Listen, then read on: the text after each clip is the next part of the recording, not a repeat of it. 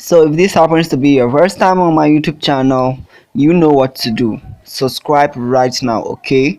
So Elaine ThomsonHerah, one of the fastest women alive on earth and one of the fastest Jamaican sprinter, has finally talked about her challenges. And when I heard about her challenges, I was like, wow, this is mind-blowing. Like, I never expected her to say all these things. So the truth is, we the fans, we are the ones that are causing issues for these athletes.